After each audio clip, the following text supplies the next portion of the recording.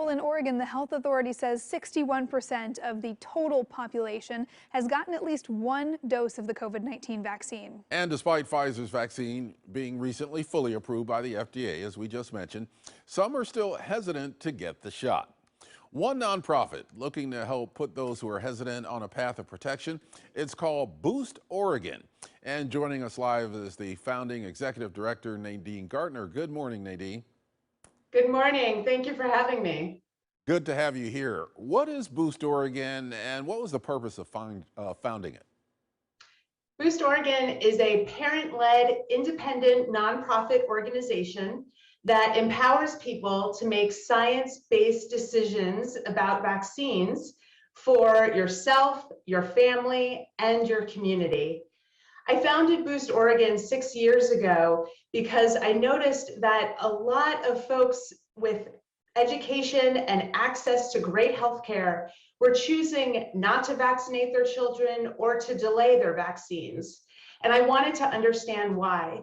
And so I got together with a group of parents and doctors, and we founded this organization that focuses on educating people about vaccines. You know, it's interesting that this has been an effort of yours long before we saw the pandemic and the COVID-19 vaccines become such an issue. I mean, people can probably remember a few years ago when the measles outbreaks in this area were a big concern. That seems like such a long time ago now, but what are some of the reasons for vaccine hesitancy, and are you finding differences in vaccine hesitancy that we've seen for previous vaccines versus what we're seeing in this pandemic? Yes. So ultimately, the underlying commonality behind the reasons for why people are hesitant to vaccinate is fear. It may be fear of the ingredients in a vaccine, fear that the vaccine will cause some long-term damage to their child or to themselves. And so there's really, when people feel fearful, there's a real opportunity for misinformation and for disinformation to get in there and really influence people to make decisions that aren't good for their health. The differences we're seeing with COVID vaccine hesitancy as opposed to children's vaccine hesitancy is that it's really become politicized with COVID.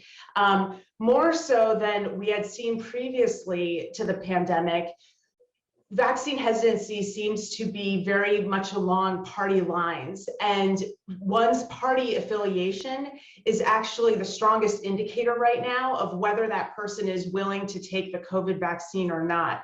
Previously, I would always talk about vaccine hesitancy as having no political affiliation. We would have people on the left and the right who would be vaccine hesitant for different reasons.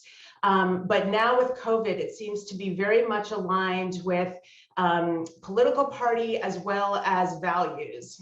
So how do you get through that? I mean, how do you punch through that political layer in order to just talk facts with people who are vaccine hesitant? It's really tough, and we need to speak to people with empathy and with love and to really understand what are their particular reasons. And if for someone, if it's because they think that taking the vaccine means that they're turning their back on their political party or perhaps their religious beliefs, we need to be able to talk them through that and say, hey, you don't have to trust the government, but trust the facts. And the facts are that the vaccines save lives and will keep you out of the hospital. Yeah, I mean, this is, I think, a really valuable resource for people who, many of whom are dealing with this in their own families and with their neighbors right now. So how can someone get in touch with you? What are some resources that you have for people who are having these tough conversations? Please check us out at boostoregon.org. We have lots of great information and videos on there related to COVID and children's vaccines. We have a peer advocacy program where we train people on how to speak to their friends and neighbors about vaccines. So you can check that out and sign up with us. And just, keep having these conversations, talk about why you chose to vaccinate. Personal stories really make an impact, and we need everyone out front talking to their friends and family. Thank you very much, Nadine Gartner from Boost Oregon. You're performing an important service right now, so thank you for joining us. Thank you very much.